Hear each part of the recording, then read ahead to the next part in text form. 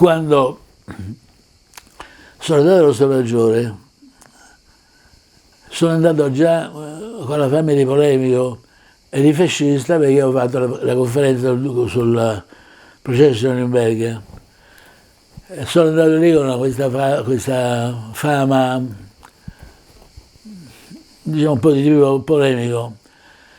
E come dicevo prima, andai come membro di Stato Maggiore a far parte delle commissioni della NATO per le cosiddette ORE, Operation Readiness Evaluation, e una volta da fare una ORE, una valutazione come membro di Stato Maggiore,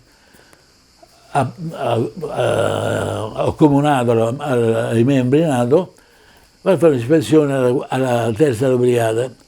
Ora in realtà quelli della terza, come al solito, sono dati da fare al massimo, ha tutto fatto bene, però il comandante della brigata la sera a cena diceva: guarda, no, poi noi abbiamo preso prima categoria, ma deve dire lo Stato Maggiore che non è vero, siamo prima categoria. Qui ci manca questo, non ce l'abbiamo chiesto, non ci stanno sempre, ci sono sempre, mi raccomando, ma il Stato Maggiore dillo, io le strillo, non le dico. Memore di qualche anno prima che ci avevano fatto sparare con l'armamento difettoso e poi quando avevamo urlato ci hanno dato l'armamento buono, ma la storia si ripete, no? E faccio questa famosa relazione, io così tutto bene, personale si è prodigato al massimo, però un po' stilla, autobolti risultano nella terza, prese in prestito da un altro reparto, avieri prese in prestito da un altro reparto, jeep prese in prestito da un altro reparto, dotazioni di guerra insufficienti, fatte vedere efficienti ma non sono efficienti, materiale obsoleto da sostituire, e poi porto questa relazione al mio comandante, mio capo. Io stavo al reparto, al terzo reparto, forse ero dati che porto questa relazione e il mio comandante la legge: sì, la relazione va bene, però questo paragrafo lo tolga, e poi la firma. E poi la firma, la relazione l'ha fatta lei, sì, vabbè, gliel'ho data, lei me la cambia e non la firmo più. Come dovrebbe dire? No, la mia relazione vuol dire tutto quello che ho visto. Se lei dice una relazione, tutte le cose belle che ho visto, ma io ho una relazione io devo dire tutto. Non faccio polemica, mi cancella il paragrafo. Io vado ai tirografi, a ribattere uguale, e me la ribattono uguale, e io la presento. Ho sentito un urlo per il corridoio, stato no, sì! E ho capito che stava scoppiando la guerra. Vado lì, io gli ho detto di togliere il paragrafo, ma io lo tolgo, ma poi la firma lei, io non la firmo più. Io gli ho dato un ordine e allora gli ho risposto appunto in latino: nemo precisa de factum cogi potest. Non posso obbligare, io non firmo. Ma vuoi sparare? Spara, ma io non firmo.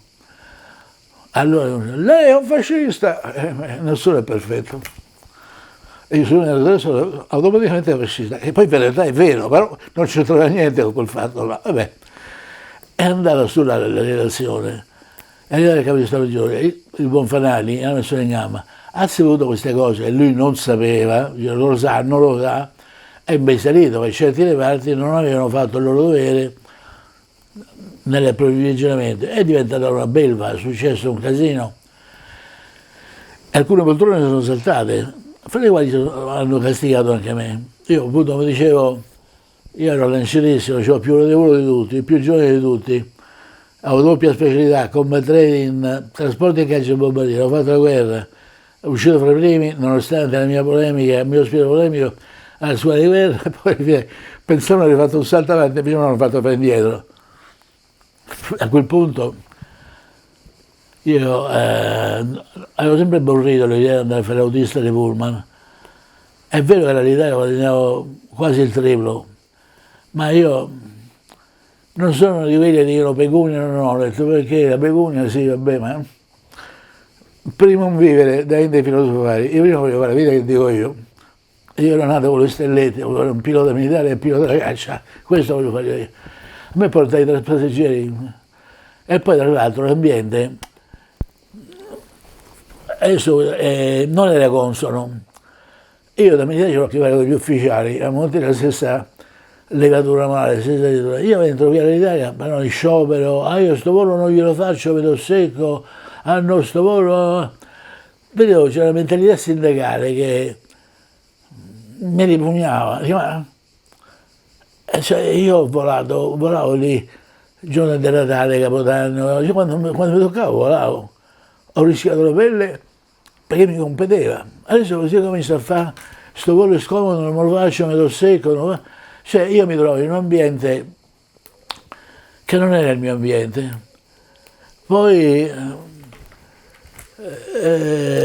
c'erano ambienti di molti che si sentivano molto importanti e erano comandanti.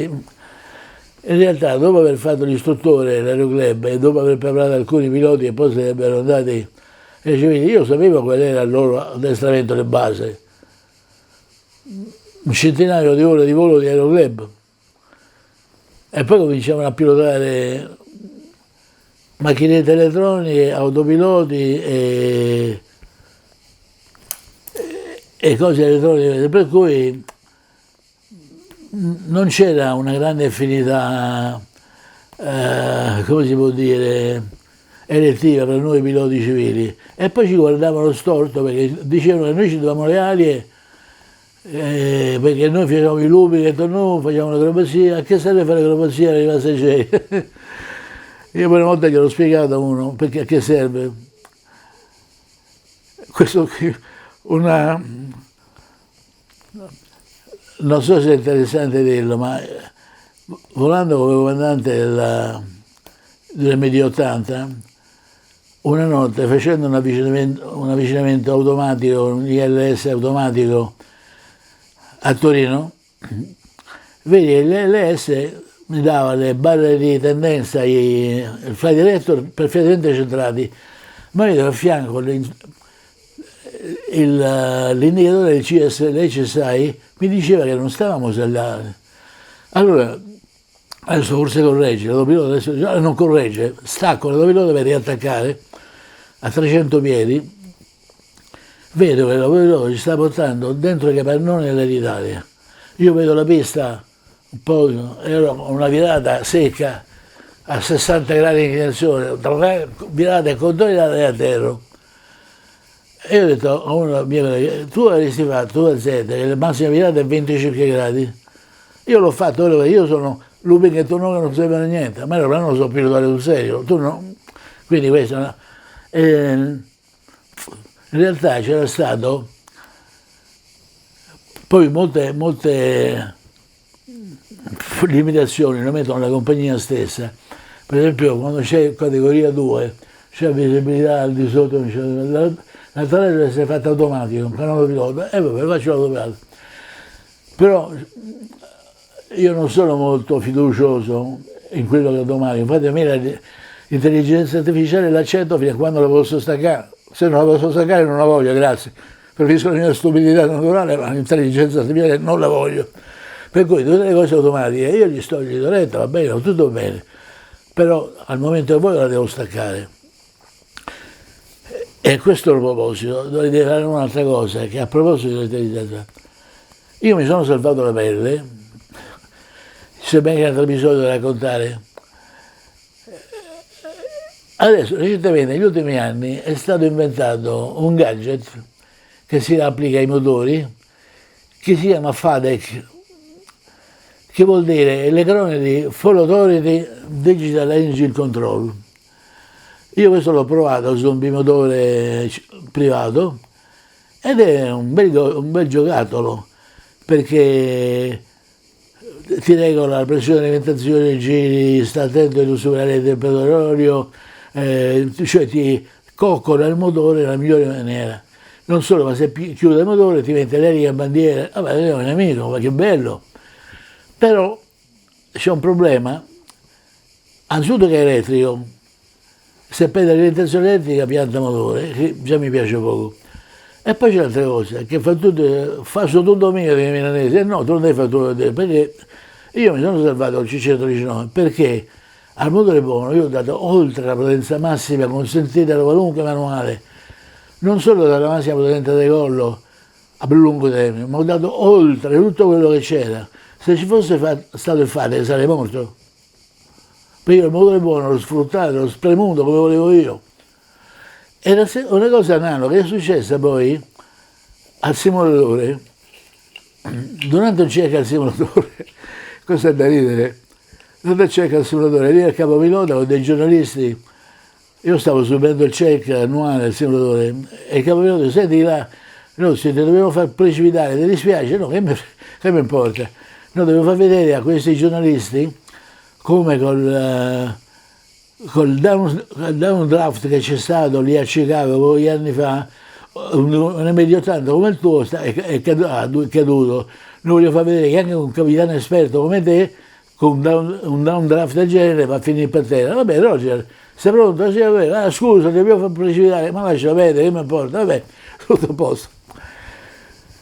Lui inserisce il downdraft, il wind shear previsto così, inizio il decollo, V1, VR, decollo, sento il downdraft, ma non precipito. Oh, fa quello, di fronte a Giuseppe. Questi sono quelli che non cadono. Ah no, ma come hai fatto?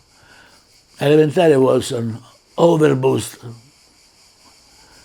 Overboost. Vuol dire che i motori li do sopra la potenza, che me ne frega a me. Il motore si offenderà, intanto resto vivo, poi vediamo. E questo la gente non capisce, prima un vivere, dende filosofare. Io do un overboost per 3 secondi, 5 secondi, quanto mi è bastato uscire da quella corrente discendente.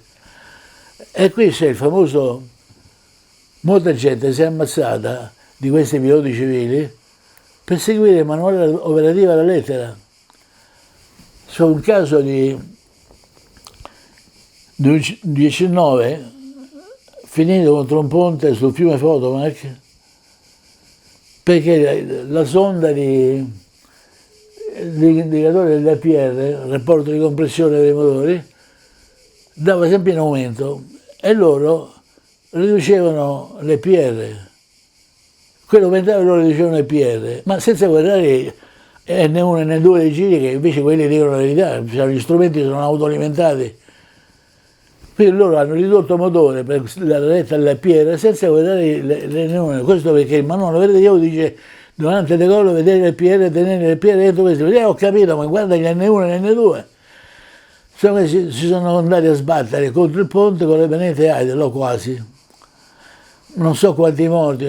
Allora io dico, io insisto a dire, primum vivere, dende filosofare. Tu intanto do tutta la potenza per restare vivo. Poi quello che succede dopo lo vediamo con calma. Primum vivere.